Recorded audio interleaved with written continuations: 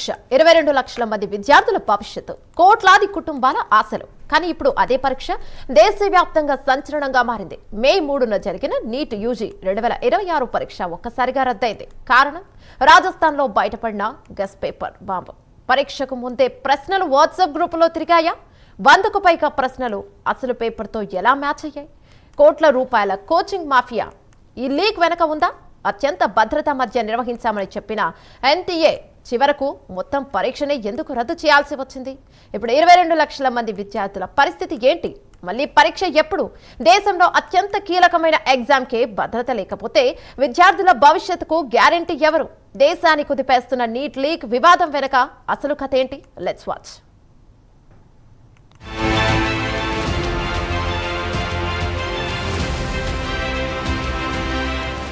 మే 3వ తేదీ దేశవ్యాప్తంగా 22 లక్షల మంది విద్యార్థులు ఒకే లక్ష్యంతో పరీక్షా కేంద్రాలకు వెళ్లారు.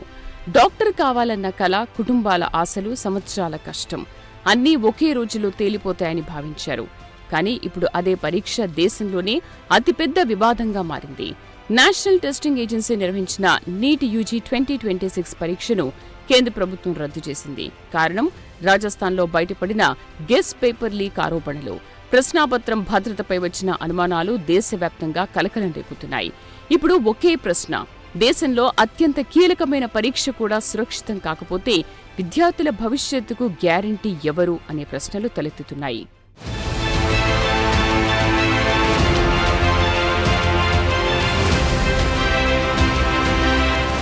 దేశవ్యాప్తంగా 5,432 కేంద్రాల్లో మే 3న నీట్ పరీక్ష నిర్వహించారు.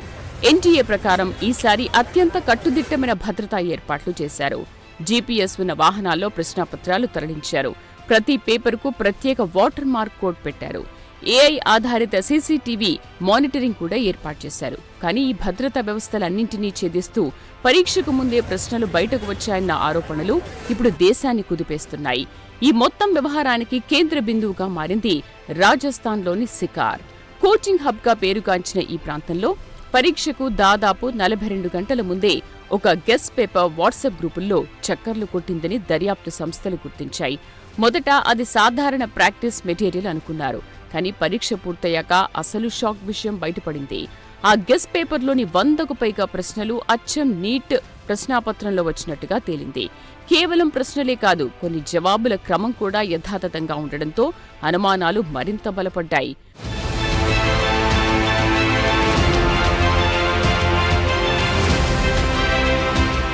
రాజస్థాన్ స్పెషల్ ఆపరేషన్స్ గ్రూప్ దర్యాప్తులో సంచలన విషయాలు వెలుగులోకొచ్చాయి.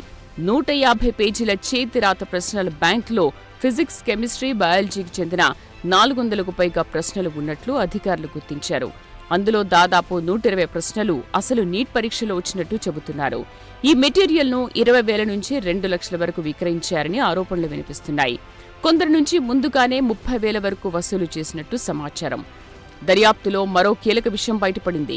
ఈ ప్రశ్నల బ్యాంక్ కేరళలోని ఒక మెడికల్ కాలేజీకి చెందిన ఎంబీబీఎస్ విద్యార్థి ద్వారా సికార్కు చేరిందని పోలీసులు చెబుతున్నారు. మే 1న ఈ మెటీరియల్ అతను తన స్నేహితుడికిచ్చాడని, అక్కడి నుంచి కోచింగ్ నెట్వర్క్లు, హాస్టళ్లు, కెరీర్ కౌన్సిలర్లు, అభ్యర్థుల వరకు వేగంగా వ్యాపించిందని అధికారులు గుర్తించారు. Social media, Telegram channels, WhatsApp గ్రూపులు ఈ లీక్కు ప్రధాన వేదికలయ్యాయని అనుమానిస్తున్నారు.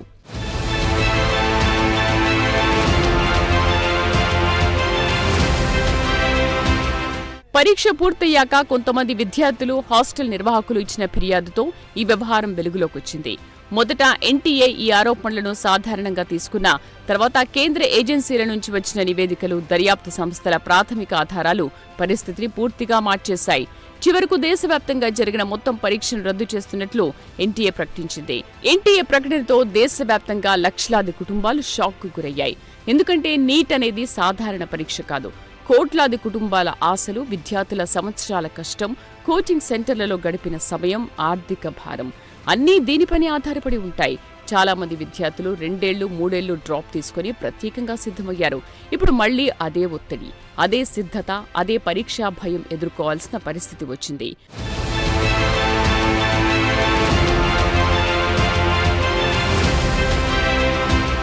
పరీక్ష రద్దయినా విద్యార్థులకు కొన్ని కీలక హామీలు ఇచ్చింది ఎన్టీఏ.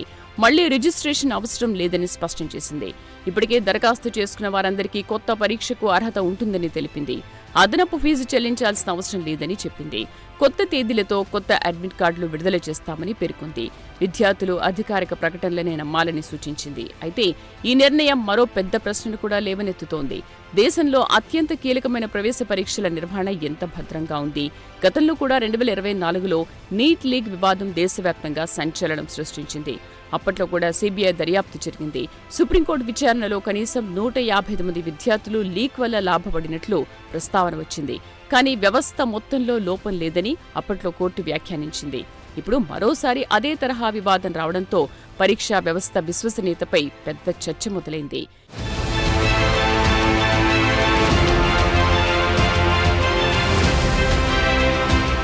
ఇది రాజకీయంగానూ వ్యవహారం వేడెక్కుతోంది. ఢిల్లీలో ఎన్ఎస్యూ ఆధ్వర్యంలో భారీ నిరసనలు జరిగాయి. విద్యార్థి సంఘాలు రోడ్డెక్కాయి. కాంగ్రెస్ కార్యకర్తలు సైతం ధర్నా నిర్వహించారు. విద్యార్థుల భవిష్యత్తును అమ్మేశారు అంటూ కేంద్ర ప్రభుత్వంపై తీవ్ర విమర్శలు చేస్తున్నారు. విద్యాశాఖ మంత్రి బాధ్యత వహించాలని, ఎన్టీఏను రద్దు చేయాలని డిమాండ్లు వినిపిస్తున్నాయి. సుప్రీంకోర్టు పర్యవేక్షణలో దర్యాప్తు జరగాలని ప్రతిపక్షాలు డిమాండ్ చేస్తున్నాయి. ఇప్పుడు అందరి చూపు సిబిఐ దర్యాప్తుపైనే ఉంది. అసలు ప్రశ్నాపత్రం ఎలా బయటకొచ్చింది? ఎవరెవరిందులో భాగమయ్యారు? కోచింగ్ మాఫియా ఉందా? లోపలి సిబ్బంది పాత్ర ఏమైనా ఉందా? ప్రశ్నాపత్రం లీకు టెక్నాలజీని ఎలా వాడుకున్నారు? ఇవన్నీ ఇప్పుడు దేశవ్యాప్తంగా చర్చనీయాంశంగా మారాయి.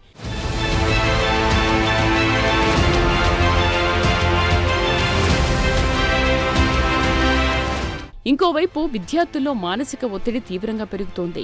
పరీక్ష రాసి రిలాక్స్ అవ్వాల్సిన సమయంలో మళ్లీ అదే సిలబస్, అదే ఒత్తిడి, అదే పోటీని ఎదుర్కోవాల్సి వస్తుంది. ముఖ్యంగా గ్రామీణ ప్రాంతాల విద్యార్థులు, ఆర్థికంగా వెనుకబడిన కుటుంబాలు తీవ్ర ఆందోళనలో ఉన్నాయి.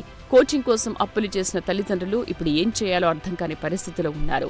అయితే మరో కోణంలో చూస్తే ఎన్టీఏ తీసుకున్న నిర్ణయాన్ని కొందరు సమర్థిస్తున్నారు కూడా. పరీక్షపై ఒక్క అనుమానం ఉన్నా అదే ఫలితాలను కొనసాగిస్తే నిజాయితీగా రాసిన లక్షలాది మంది విద్యార్థులకు అన్యాయం జరిగేదని చెబుతున్నారు. ఒకసారి పరీక్షను రద్దు చేయడం బాధాకరమైన, భవిష్యత్తులో పరీక్షా వ్యవస్థపై నమ్మకం నిలబెట్టుకోవడానికి ఇదే సరైన నిర్ణయమని అభిప్రాయపడుతున్నారు.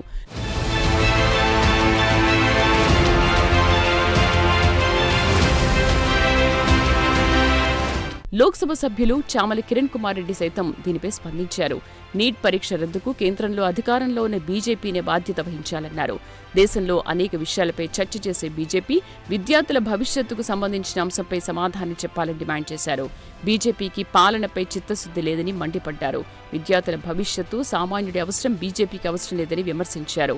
నీట్ పరీక్ష రద్దుకు పూర్తిగా కేంద్ర ప్రభుత్వం బాధ్యత వహించాలని, నీట్ పేపర్ లీకేజీ ఘటనపై కేంద్రం పూర్తి స్థాయిలో విచారణ జరిపించాలని డిమాండ్ చేశారు. ఈ రోజు నీట్ ఎగ్జామ్ ఏదైతే రద్దు జరిగిందో ఇది కేవలం నేషనల్ టెస్టింగ్ ఏజెన్సీ మరియు సెంట్రల్ గవర్నమెంట్ లో ఉన్నటువంటి BJP party, education ministry, central లో ఉన్నటువంటి మినిస్టర్ ఆఫ్ ఎడ్యుకేషన్ దీనికి బాధ్యత వహించాలి. ఎందుకంటే ముఖ్యంగా దేశవ్యాప్తంగా కూడా విద్యార్థులు ఈ రోజు ఈ యొక్క ఎగ్జామ్ క్యాన్సిలేషన్ తోటి వాళ్ళ అకాడమిక్ ఇయరే కొన్ని వారాలు, కొన్ని నెలలు పోస్ట్ పోనే అవకాశం ఉంది. కానీ భారతదేశ వ్యాప్తంగా కూడా ఎన్నో విషయాల మీద చర్చ చేసి బీజేపీ గవర్నమెంట్ పాలన మీద చిత్తశుద్ధి లేదు. పాలన మీద చిత్తశుద్ధి ఉంటే ఇలాంటి తప్పులు జరిగే అవకాశమే ఉండదు. అత్యంత తొందరలో అకాడమిక్ ఇయర్ దెబ్బతినకుండా, స్టూడెంట్స్ భవిష్యత్ ఖరాబ్ కాకుండా చూడాలని కోరుకుంటున్నాం.